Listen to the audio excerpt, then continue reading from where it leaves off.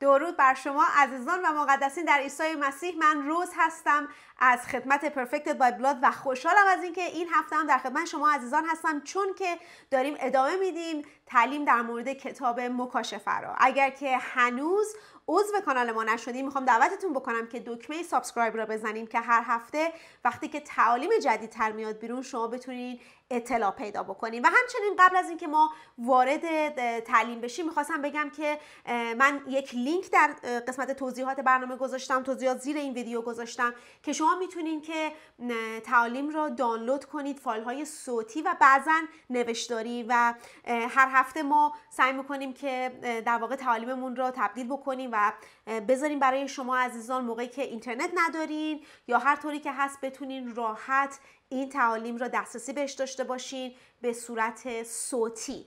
و همچنین میخواستم در مورد دیگه هم که بگم، یکی از برادران عزیزمون شروع کردن تعالیم انگلیسی ما را به فارسی ترجمه کردن و ما زیرنویس فارسی اون را برای شما عزیزان میذاریم و فعلا سری که داره ترجمه میشه به فارسی کنفرانس غالب آمدن هستش که اگر که وارد کانال یوتیوب ما بشین و برین به قسمت پلیلیست میتونین اون کنفرانس را پیدا کنین و با زیرنویس فارسی در واقع اون کنفرانس و اون تعلیم را هم شما عزیزان یاد بگیرین. مرسی از اینکه امروز با من هستین، به خاطر اینکه توی دو جلسه گذشته که ما سری که مکاشفه رو شروع کردیم، مسعود جلسه اول در مورد این صحبت کرد که کتاب مکاشفه در مورد چه چیزی نیست، تعالیم غلطی که توی کلیسا وجود داره که کتاب مکاشفه که در مورد کتاب مکاشفه هست چی هست، بعد اینکه کتاب مکاشفه به چه کسانی داده شده. و من امروز میخوام با شما در مورد این صحبت کنم که اصلا کتاب مکاشفه در مورد چی هست و وقتی که ما کتاب مکاشفه رو داریم میخونیم باید چه در واقع انتظاری داشته باشیم وقتی که این کتاب خونده میشه. وقتی که من دارم آیه های مختلف این کتاب رو میخونم باید چه چیزی رو توش پیدا بکنم. یک چیزی که زیربنای اصلی خدمت ما هست این هست که تمام آیات کتاب مقدس داره آشکار میکنه رازهای مسیح را. در اول پتروس باب 1 آیه 9 به بعد 9 تا 12 هست که داره ما آشکار میکنه که تمام پیامبرانی که از قبل اومدن اونها نبوت کردن در مورد آمدن یک مسیحی که قرار بود به صلیب کشیده بشه و رستاخیز پیدا کنه و وارد اون جلالی بشه که به خاطر رنج‌های صلیب اتفاق افتاده. پس ما بر این باور هستیم که عیسی مسیح یک رازی هست که سالهای سال و عصرهای زیادی وجود داشته، همونطور که رومیان باب 16 به ما میگه، و عیسی مسیح باید آشکار بشه و تمام آنچه که به ما داده شده از طریق کلام، کتاب مقدس، معلمان باید در جهت آشکار کردن عیسی مسیح باشه. چرا؟ به خاطر اینکه وقتی که عیسی مسیح به تو آشکار میشه، اونجا جاییه که هویت خودت را در مسیح پیدا میکنی. در واقع تعالیم مذهب هایی که بیرون وجود داره، بیشتر تمرکز تمام مذهب ها بر روی این هست که تو را انسان بهتری بکنه، ولی وقتی که تو وارد مسیح میشی و شروع میکنی مسیح را فهمیدن و درک کردن، متوجه میشی که عیسی مسیح نیومد که تو را انسان بهتری کنه. عیسی مسیح اومد که هویت اصلی تو را به تو نشون بده. ما سالهای زیاد در جسم زندگی کردیم و تجربیات زندگیمون، اتفاقاتی که افتاد، پدرمون، مادرمون، خانواده هامون، کشورمون، قوممون، در واقع نسلا در نسل اون سنت هایی که داشتیم به ما یک هویتی داده بود و ما بر اساس جسم خودمون رو سنجیدیم، باور کردیم و اون هویت را به خودمون گرفتیم. ولی وقتی که در مسیح قرار میبینیم شخصی اومد و زندگی کرد که من و تو قرار بود زندگی بکنیم. نوعی از زندگی رو به ما نشون داد که ما قرار بود که در اونجا باشیم. کسی که در واقع به صورت خدا هستش، کسی که با خداوند یکیه و در واقع در جایگاه پسریت در برابر خدا در واقع قرار داره. پس تمام داستان ما در مسیحیت اینه که بدونیم این خدایی که ما را خلق کرده کیه و چرا و من در او کی هستم. برای همین وقتی که مکاشفه عیسی مسیح وسط میاد، اونجا جاییه که چشمان ما، پرده جسم و ناباوری از روی چشمهای ما برداشته میشه و ما میتونیم خودمون را در او ببینیم. همونطوری که او هست ما هستیم، همونطوری که او آشکار میشه ما آشکار میشیم. پس تمام تعالیم و تمام آیات در جهت آشکار کردن عیسی مسیح هست. چرا؟ چون در آشکار کردن اون من خودم را در اون جایگاه پیدا می کنم، من خودم را در جایی که همیشه بودم و یا پدر یا خدا میخواسته که من باشم پیدا می کنم. برای همین کتاب مکاشفه که آخرین کتاب از کتاب مقدس هستش اختصاص داره به مکاشفه عیسی مسیح. میخوام یه مقدار با این وقت بذاریم در مورد این صحبت کنیم که یه مقدار برای ما باز بشه. یعنی چی وقتی که ما میگیم مکاشفه عیسی مسیح؟ البته میدونم شاید توی ترجمه ها، من الان خودم اینجا ترجمه 1009 رو دارم، بالا زده نوشته مکاشفه یوحنا و اینها چیزایی که مترجمین عزیز ما اونها را اضافه کردن و جزو کلام اصلی و آیات در واقع نیست. ولی اگر آیه 1 را نگاه بکنیم، آیه 1 میگه مکاشفه عیسی مسیح. من همینجا میتونیم صبر کنیم و بفهمیم که کتاب مکاشفه ایام آخر نیست. کتاب مکاشفه در واقع انتیکرایست یا کسی که بر ضد مسیحه نیست. کتاب مکاشفه در واقع ایران و عربستان و اروپا و آمریکا و کشورهایی که هستند نیست. کتاب مکاشفه عیسی مسیح هستش. و بذارید من یک مثالی بزنم که برای ما امروز باز بشه. اگر که من ایرانی یا مثلا من یک کتابی بنویسم که در مورد آشپزی مثلا چینی هست، غذاهای چینی را من توی این کتاب نوشتم و سر جلد این کتاب زدم مثلا 50 نوع غذای چینی. شما وقتی که کتاب را باز میکنی چه انتظاری داری؟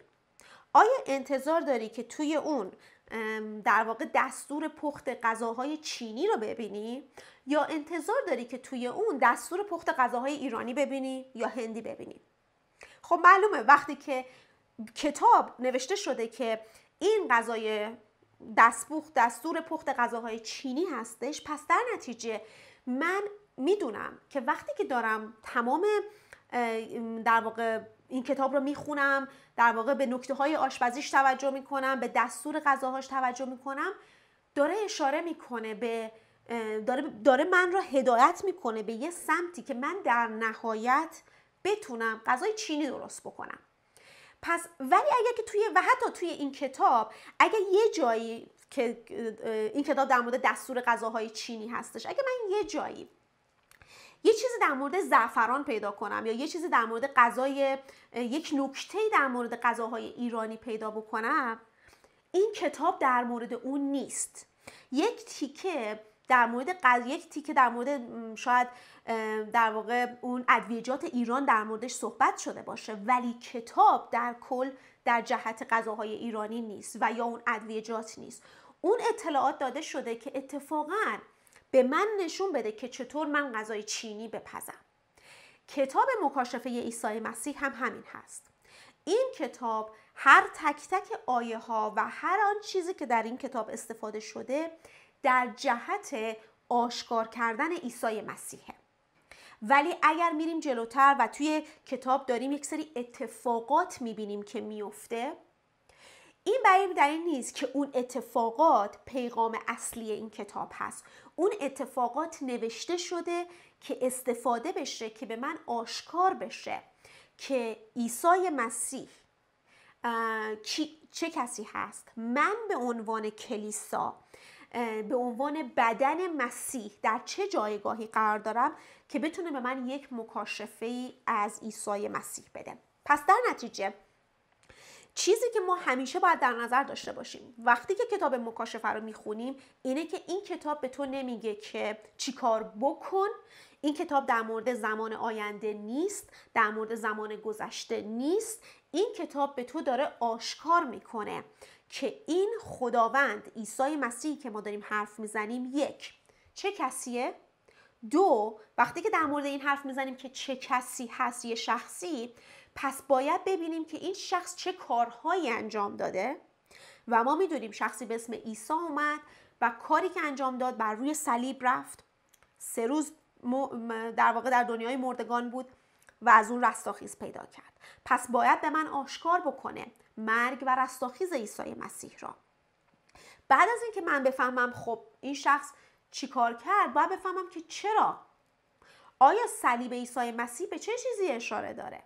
ما هممون میدونیم، اگر که شما مسیحی هستین و دارین نگاه میکنین میدونین این را که عیسی به خاطر گناهان ما مرد. پس یکی از در واقع بزرگترین اتفاقاتی که بر روی صلیب افتاد این بود که مرگ مسیح باعث شد که شستشوی گناهان در ما اتفاق بیفته. ولی اون به چه شکلیه؟ به چه معنا هستش؟ چطور امروز در زندگی من داره کار میکنه؟ چطور امروز واقعیت زندگی من میتونه باشه؟ آیا واقعا به این معنیه که خب من مسیح رو پیدا کردم و برم زندگی بکنم و هنوز مثل کسانی زندگی بکنم که به خدای زنده باور ندارند؟ یا داره یک اتفاق بزرگتری رو برای من توضیح میده؟ یه اتفاقیه که یک واقعیتی قراره وارد زندگی من بشه. خب اگر صلیب مسیح برای من بود، من کیم؟ چرا؟ چه اتفاقی افتاد؟ وقتی که یک چیزی از عیسی مسیح به من آشکار میشه، امروز قراره برای من چه اتفاقی بیفته؟ در ذهن من چه اتفاقی بیفته؟ در قلب من چه اتفاقی میفته؟ من وقتی که دید و نگرشم عوض میشه، اون موقع زندگی من چه شکلی پیدا میکنه؟ حالا من به یک سری چیزها باور دارم ولی زندگی میکنم و تجربیات زندگی من مخالف اون چیزی هست که کتاب داره میگه. باید چی کار بکنم؟ الان اونجا چه حکمتی در روح باید به من کمک بکنه که من قدم بزنم؟ برای همین کتاب مکاشفه عیسی مسیح برای کسانی هست که گوششون رو به روح باز میکنن. چرا؟ چون عیسی به 7 نامه به کلیسا میزنه. به 7 کلیسا عیسی نامه میزنه در باب 2 و 3 کتاب مکاشفه و میگه که هر کسی که گوش دارد بشنود که روح به کلیسا چه میگوید. اگر که توجه بکنیم، وقتی که ما در مورد 7 نامه در واقع به کلیسا، 7 نامه‌ای که داریم صحبت میکنیم، یعنی در واقع 7 نامه نیست. من یه چیزی قبل از اینکه ادامه بدیم بگم، اینه که کتاب مکاشفه یکی از سخت‌ترین کتابات برای تعلیم هست. نه به این دلیل که کتاب سختیه، به این دلیل که یک، ایمانداران مسیح اون کتاب رو نمیخونن. تعالیم بسیار بسیار جور و جوری از روی این کتاب وجود داره که همه چیز رو اون تعالیم آشکار میکنه به غیر از عیسی مسیح. و هر موقع که من یادمه وقتی که احساس کردم خداوند داره به هم میگه که به من و مسعود میگه که کتاب مکاشفه رو باید تعلیم بدیم، واقعیتش اینه که من یه لحظه ترسیدم. یعنی گفتم چطور من میتونم حتی توضیح بدم چه اتفاقی میفته؟ چرا؟ چون مسائل روحانی هستش و اگر کسی در جسم و روح گوش نداره به اینکه روح چه میشنوه، نمیفهمه این کتاب چی میگه. و اتفاقی که میفته وقتی که داره در مورد وحش صحبت میکنه، فکر میکنیم یه وحشه. وقتی در مورد چه میدونم یه بره‌ای صحبت میکنه که 2 شاخ داره، فکر میکنیم وای قراره یک بره 2 شاخ بیاد بیرون. وقتی در مورد اژدها حرف میزنه فکر میکنیم اژدهاه و باعث میشه که کتاب مکاشفه رو ما جسمانی بهش نگاه بکنیم.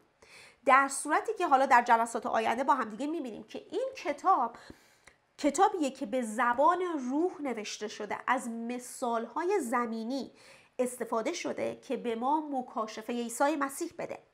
برای مثال اگر که به مکاشفه مثلا باب 4 بریم، اگر که شما مسیحی هستین، هر مسیحی میدونه که عیسی بره قربانی هستش و در کتاب مکاشفه باب 5 4 5 5 کتاب مکاشفه باب 5 داره در مورد یک بره حرف میزنه که قربانی شده و اگر که من گوش نداشته باشم که بشنوم روح داره از طریق بره به من چه چیز رو آشکار میکنه، فکر میکنم که این بره همون بره 4 دست و پاییه که توی آغل‌ها همین الانش هم توی ایران و این ور اون ور هست و ما میدونیم که عیسی مسیح اون بره نیست که 4 دست و پای و یک حیوانه، وگرنه ما پرستنده حیوانه، درسته؟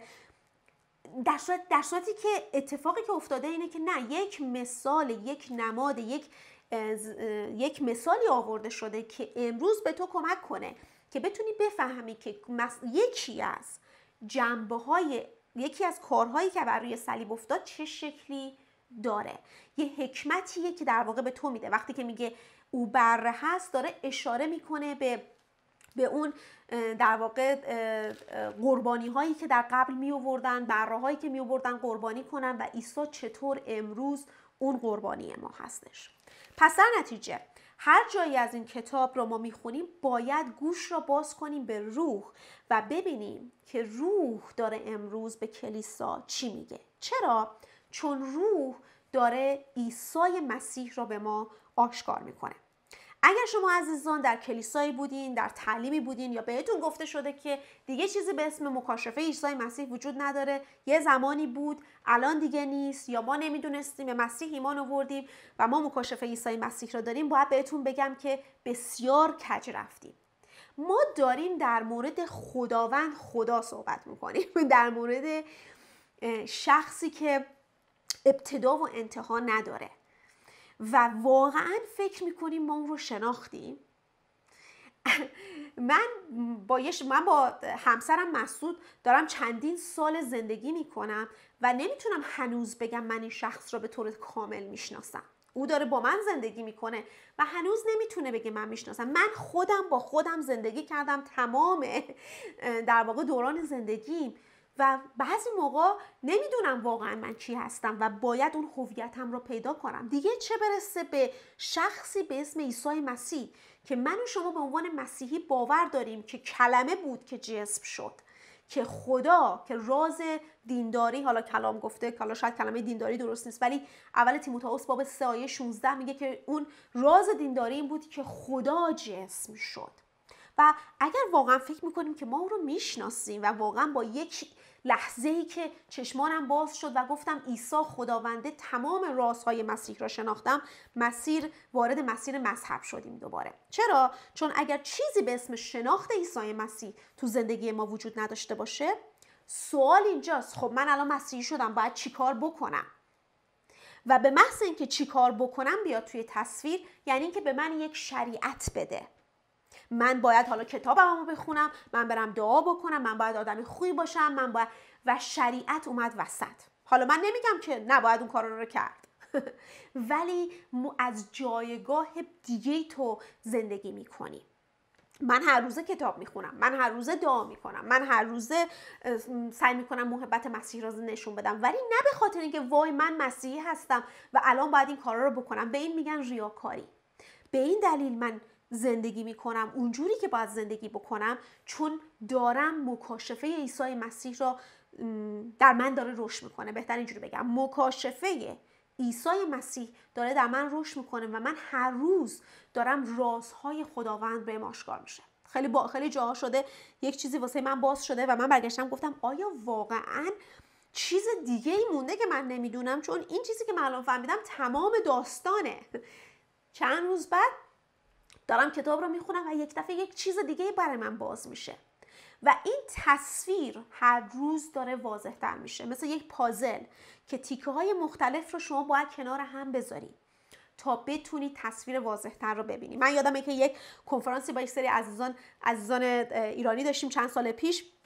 بعد از این کنفرانس که تموم شد رفتیم و جلساتمون رو باشون ادامه دادیم. یکی از عزیزان برگشت گفت که من وقتی که گوش کردم گفتم تموم شد دیگه، هیچ چیز دیگه ای نیست، ما همه چیز را یاد گرفتیم به شما وقتی که گوش کردم. ولی من هر دفعه که میام دارم یه چیز جدید یاد میگیرم و فهمیدم که این مسیر بسیار جذابیه، مسیر خیلی پرنشاطی هستش. چرا؟ چون من هر روزه دارم با عیسی زندگی میکنم و چون دارم با عیسی زندگی میکنم یاد میگیرم که عیسی کیه، چی فکر میکنه، چی دوست داره، از چی بدش میاد.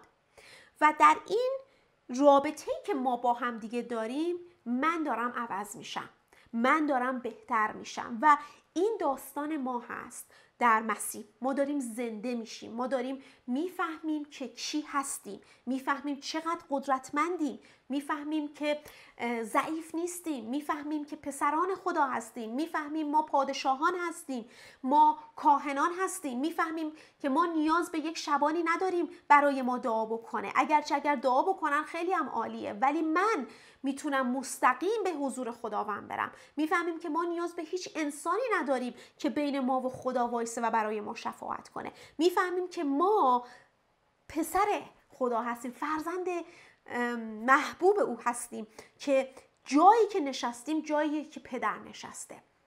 و در این پروسه یادگیری اون اعتماد به نفس ما بالاتر میره که بتونیم زندگی که امروز داریم میکنیم رو با جسارت و با اعتماد به نفس و با ایمان بهتر زندگی کنیم. نه برای خودم که زندگی بهتری داشته باشم، بلکه به خاطر اینکه به من حیات داده شده، من میخوام اون حیات رو در پوری اون زندگی بکنم. به خاطر همین کتاب مکاشفه عیسی مسیح به هر دلیلی آخرین کتاب از کتاب مقدس بوده و اینجور به نظر میرسه که خداوند وقتی که اومد خودش رو به ابراهیم آشکار کرد، به ابراهیم گفت ابراهیم من الشدای هستم، من خدای قادر مطلق هستم. فکر میکنم فارسی زده خدای قادر مطلق. بعد خداوند خودش رو معرفی میکنه به موسی. موسی میگه که من برم چی بگم، به چی تو رو به چه چیزی معرفی کنم؟ و خداوند میگه که من خودم را به ابراهیم به عنوان الشدای معرفی کردم، ولی امروز میخوام تو بفهمی که من یهوه هستم، یعنی خداوند هستم. من من هستم در واقع. و وقتی که شما بخونی کتاب میبینید که خداوند همینطور که انسان‌ها رشد کردن در درکشون، در فهمشون نسبت به خداوند، در شناخت عیسی مسیح، خداوند جنبه متفاوتی از خودش را آشکار کرد. و در کتاب فیلیپیان باب 2 به ما میگه که این عیسی که ما داریم صحبت میکنیم که یک زمانی خدا بود ولی خدایت را کنار گذاشت، به صورت انسان شد و زندگی که من و شما زندگی کردیم رو زندگی کرد، به روی صلیب رفت و خداوند او را از مردگان بلند کرد.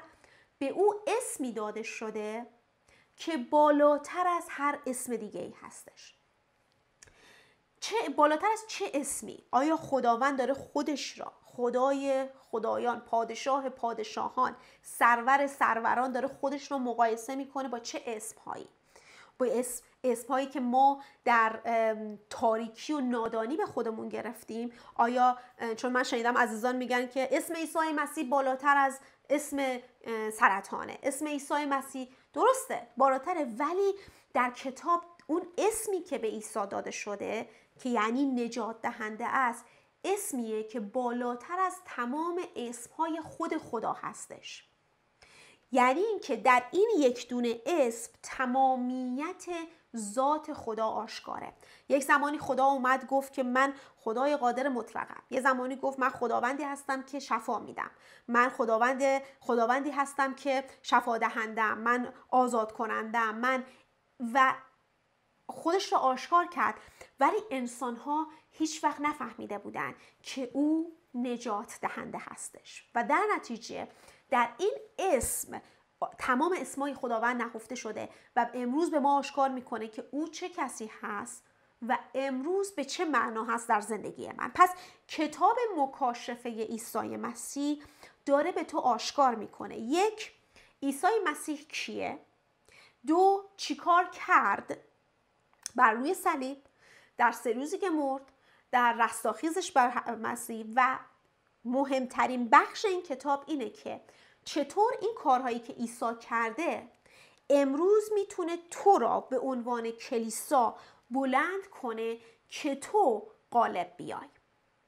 و من اگه بخوام یک خلاصه‌ای بگم اینه که کتاب مکاشفه عیسی مسیح برای غالب آمدن تو به عنوان کلیسا هست که تو بتونی زندگی رو زندگی کنی که پسر خدا باید زندگی کنه، پر از قدرت، پر از جلال، پر از در واقع روح و اون میراثی که پدر هست رو آشکار کنه.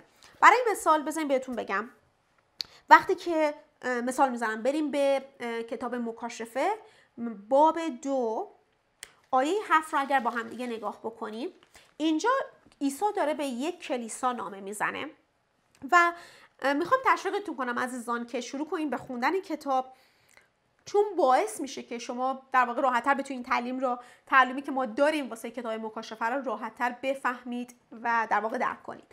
در باب 2 و 3 کتاب مکاشفه عیسی در واقع داره به 7 کلیسا نامه میزنه و داره 3 تا اتفاق میفته توی هر نامه.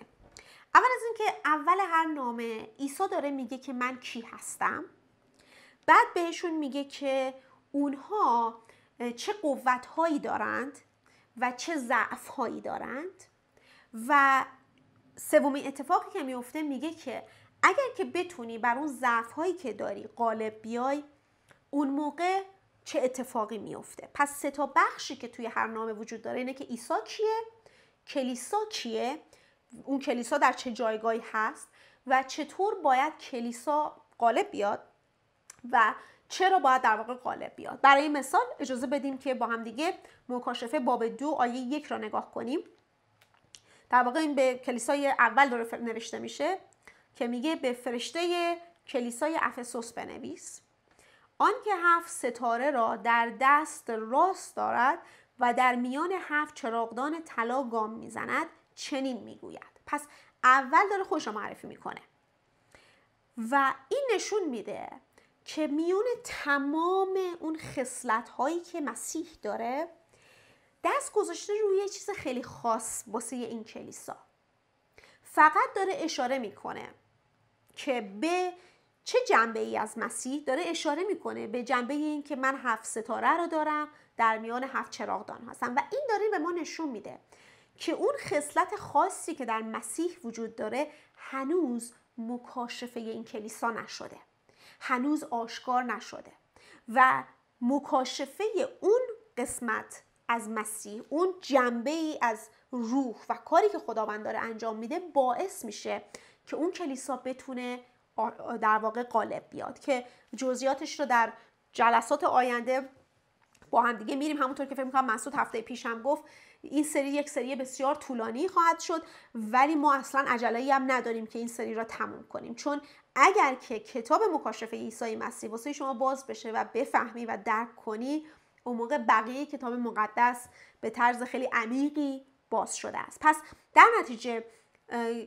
در واقع باب 2 که داره اینو میگه ما بعداً میرسیم بهش و با جزئیات بیشتر در موردش صحبت میکنیم، ولی میخواستم اینو بهتون اینجا نشون بدم که از بعد ادامه اگه بدی بخونیم بره به آیه 7 میگه آن که گوش دارد بشنود که روح به کلیساها چه میگوید، هر که غالب آید به او نعمت خوردن از درخت حیات را خواهم بخشید که در فردوس خداست. پس اولی کاری که باید بکنیم اینه که دور کلمه غالب آمدن یه خط بکشیم، هر که غالب می آید، ولی قبلش داره میگه هر کسی که گوش دارد بشنود روح به کلیسا چه میگوید. پس بحث غالب آمدنه. پس این کلیسای عزیز با اینکه نقاط قوت زیادی داشت، ولی در واقع نکات منفی هم داره، ضعف ها داره که باید غالب بیاد و عیسی داره میگه راه غالب آمدن اینه که تو هر کسی که گوش داره بشنوه روح به کلیسا چه میگوید. بریم به سراغ کلیسای بعدی که بین آیه 8 تا 11 هستش، ولی دوباره عیسی در آیه 11 میگه آن که گوش دارد بشنود که روح به کلیساها چه میگوید، هر که غالب آید از مرگ دوم رو گزن نخواهد دید. پس دوباره دیدیم هر که غالب آید و دوباره هر کسی که گوش دارد بشنود روح به کلیسا چه میگوید. پس این داره به من دوباره نشون میده که غالب آمدن من و شما در هر چیزی که قرار غالب بیایم با این شروع میشه که بشنویم روح امروز به ما چی میگه. پس تمام داستان سر چیه؟ سر اینه که تو غالب بیای. سر اینه که خداوند یه زمانی اومد یه کاری رو انجام داد و تمام شد. حالا دیگه تو نباید منتظر باشی تا دوباره خدا یه کاری رو انجام بده. تو باید بشنوی که روح به تو چی میگه که تو بتونی غالب بیای به هر آن چیزی که قراره غالب بیای. اگر ادامه بدیم آیه 12 تا آیه 17 به کلیسای بعدی عیسی داره مینویسه و دوباره آیه 17 میگه آن که گوش دارد بشنود که روح به کلیساها چه میگوید، هر که غالب آید. پس دوباره دور این خط بکشیم، غالب آید. بریم به کلیسای بعدی که آیه 18 هستش تا آیه 29. میگه که آن که گوش دارد، آیه 29 رو نگاه کنیم، آن که گوش دارد بشنود که روح به کلیسا چه میگوید. ولی آیه 26 داره در مورد غالب آمدن حرف میزنه، میگه هر که غالب آید. پس دوره اون دوباره خط بکشیم، بریم سراغ کلیسای بعدی که باب 3 هستش، آیه 1 تا آیه 6. میگه یک بار دیگه بخونیم، آیه 12 رو با هم ببخشیم، باب 3 آیه 5 رو با هم نگاه کنیم.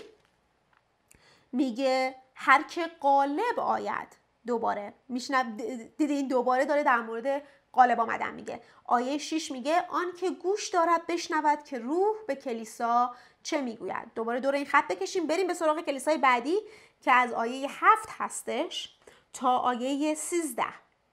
آیه 13 میگه که آن که گوش دارد بشنود که روح به کلیساها چه میگوید. ولی توی کدوم آیه در مورد غالب آمدن گفته؟ آیه 12. آیه 12 میگه، من پیداش کنم، آیه 12 هر که غالب آید. بسیار عالی. بریم به سراغ آخرین کلیسا و عیسی داره مینویسه از آیه 14 تا 22 و آیه 22 میگه آن که گوش دارد بشنود که روح به کلیسا چه میگوید. و آیه 21 میگه هر که غالب آید او را حق نشستن با من بر تخت خود خواهم بخشید. پس میبینیم دوباره غالب آمدن. پس توجه کردیم عیسی هر که غالب آید، هر که غالب آید، هر که غالب آید. یک نکته خاصی به هر کدوم از این کلیساها داده شده ولی در جهت غالب آمدن هستش. چند تا نکته رو باید توجه بکنیم. اینه که این 7 کلیسا تو هستی. وقتی ما میگیم 7، حالا جزئیاتش رو بعدا با هم دیگه صحبت میکنیم، ولی عدد 7 همیشه عدد کار کامل شدن خدا در زندگیه. اگه یادتون باشه در پیدایش باب 1 ما 6 روز خداوند خلق کرد، روز 7 وارد استراحت شد. عدد 7 عددیه که داره میگه خدا وارد استراحت میشه به خاطر اینکه کاری که کرده تمام میشه. و امروز کار خداوند در بین کلیسا هستش. امروز خداوند داره در تو کار میکنه. وقتی ما میگیم کلیسا، منظورمون یه ساختمونی نیست که هممون میریم توش، شبانی میاد اون جلو وای میسه حرف میزنه اسمشو گذاشتیم کلیسا. اونا کلیساهای ساختمانیه. تو به عنوان ایماندار به مسیح، کسی که ایمان مسیح را داره، تو اون کلیسا هستی. پس روح داره در بین تو کار میکنه، در تو کار میکنه. بعضی موقع ها تو کلیسای 2 یا کلیسای 3 یا بعضی موقع اصلا 7 هنوز تا موقعی که چیزی هست که تو غالب بیای، خداوند داره در تو کار میکنه. چرا؟ و کار روح اینه که تو بتونی غالب بیای. چطور میتونی غالب بیای؟ به ما گفته شد هر کسی گوش دارد بشنود روح به کلیسا چه میگوید.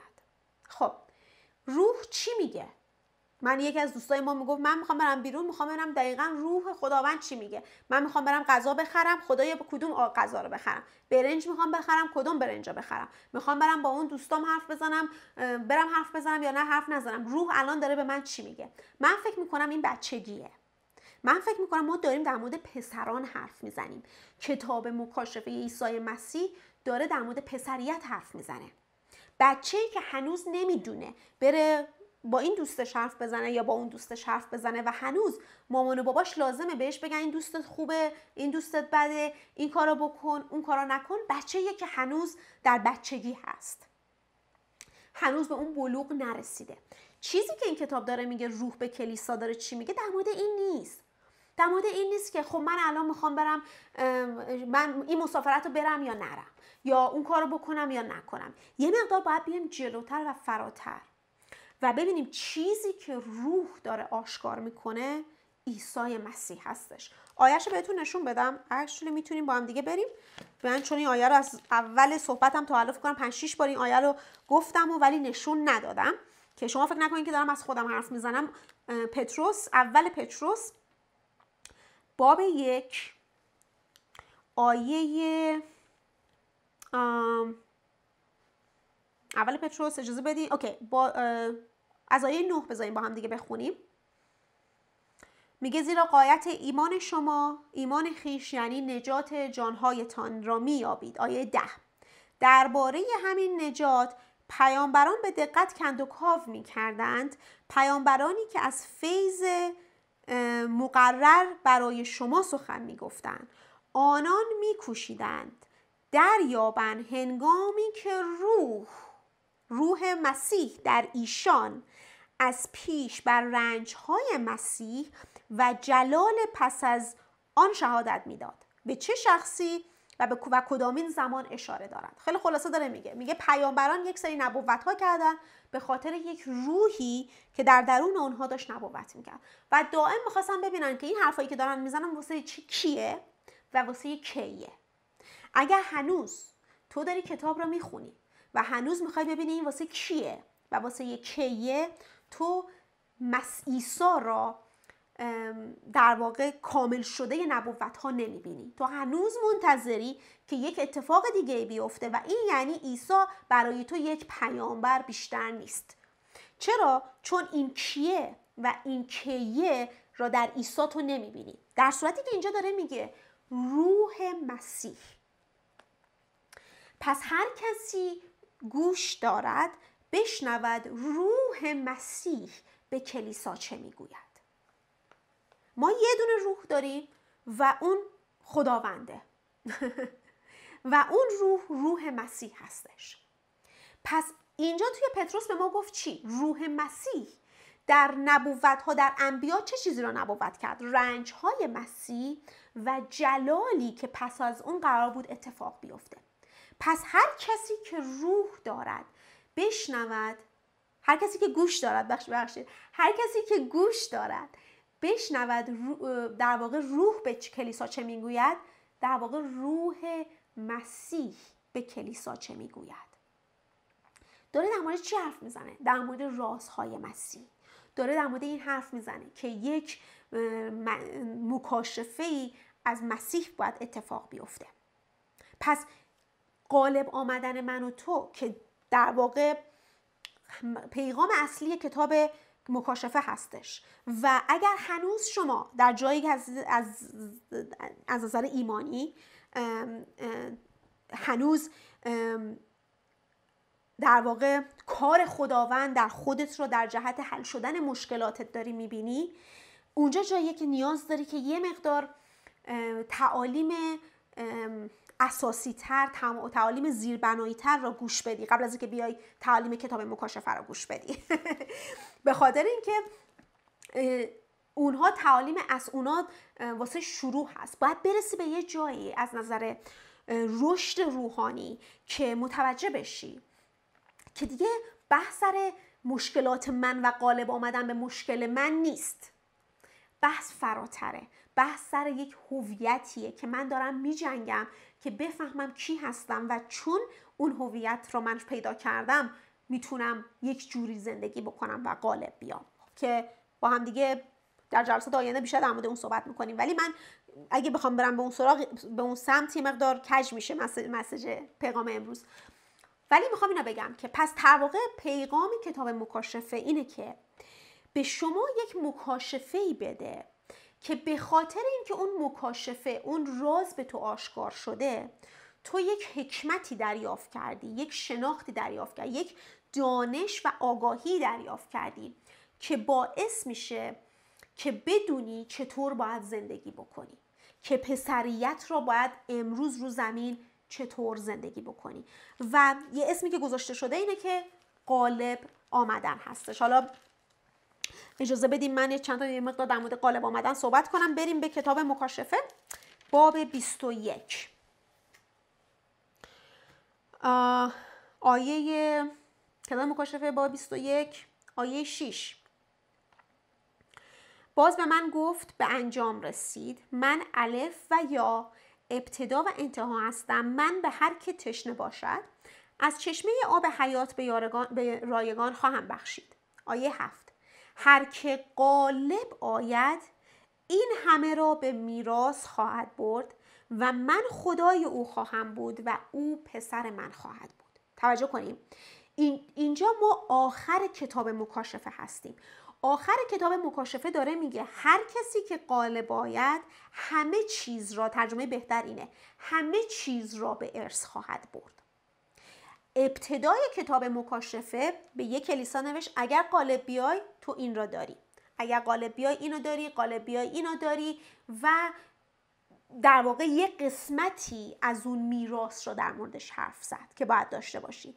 آخر کتاب مکاشفه حالا میگه که هر کسی غالب آید همه چیز را به ارث خواهد برد و من خدای او و او پسر من خواهد بود. پس میبینیم کتاب مکاشفه کتاب پسریته، کتاب شیرخواران نیست، کتاب کسانی هستش که از نظر روحانی رشد کردن، درک روحانی کلام رو دارن که بتونن در اون پسریتشون در واقع رشد بکنن. پس در نتیجه چیزی که ما تا الان دیدیم اینه که کتاب مکاشفه عیسی مسیح به تو مکاشفه‌ای میده در جهت غالب آمدن. غالب آمدن ها چه غالب آمدن هایی هستش؟ 7 غالب آمدنی که در باب 2 و 3 استفاده شده، در واقع تمام غالب آمدن هایی هست که ما باید در اون قرار بگیریم و غالب بیایم که میتونیم در جلسات آینده بیشتر در مورد این صحبت کنیم. ولی قبل از اینکه من جلسه امروز رو تموم بکنم، یه نکته‌ای که میخواستم بگم در رومیان، اجازه بدیم با هم دیگه بریم رومیان باب 16.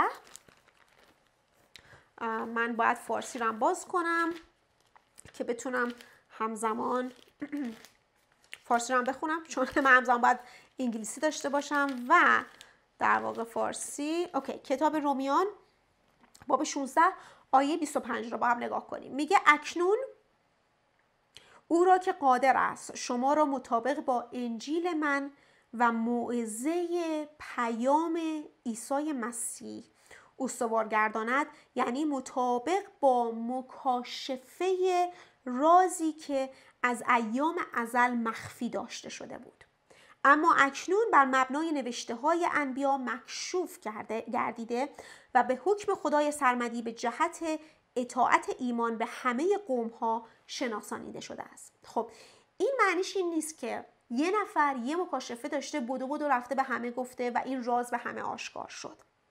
مکاشفه عیسی مسیح باید از طریق روح آشکار بشه. موعظه و کتب مقدس مبنای آشکار کردن این راز هستن. راز کی بود؟ میگه پیام عیسی مسیح. پس ما داریم میبینیم اگر اون مکاشفه راز وجود داره و ما مکاشفه عیسی مسیح داریم، پس عیسی مسیح یک رازیه که باید از طریق روح آشکار بشه و منی که امروز نشستم اینجا دارم یک تعلیمی میدم به شما یا هر عزیز دیگه‌ای که داره تعلیم میده، کسی که گوش داره بشنوه، روح داره چی میگه بهش، این مکاشفه بهش آشکار میشه. نه به این دلیل که من اومدم یه چیزی گفتم شما شنیدی و فکر کردی که مکاشفه به تو آشکار شد. پس در چه میخوام بگم عزیزان، این که گوش را باز کنیم به روح، نه به احساساتمون، نه به موقعیت زندگیمون، جامعهمون، کجا هستیم، کیک چی گفت، اون چی گفت، شبان فلانی این حرفو زد. این یک رابطه شخصی بین تو و خدا هستش. امروز روح میخواد به تو آشکار کنه رازهایی که هیچ گوشی نشنیده و هیچ چشی ندیده. امروز تو کسی هستی که خداوند میخواد به تو آشکار بکنه که عیسی مسیح چی هستش. پس گوش را باز بکنیم چون این کتاب مکاشفه عیسی مسیح هست و در جلسات آینده ما وارد جزئیات میشیم و واقعا از هر آیه ای مکاشفه عیسی مسیح را میکشونیم بیرون و میتونیم بفهمیم که این خداوندی که ما داریم کیه و چطور امروز ما در او غالب آمدیم و پیروز هستیم. اگر عضو کانال نشدین میخوام دعوتتون بکنم که عضو کانال بشین که اگر که آیه‌ای در واقع ویدیو جدیدی میاد بیرون اون ویدیو را شما پیدا بکنید. در غیر این صورت عزیزان تا هفته آینده فیض، رحمت و آرامش خداوند عیسی مسیح با شما عزیزان باشه.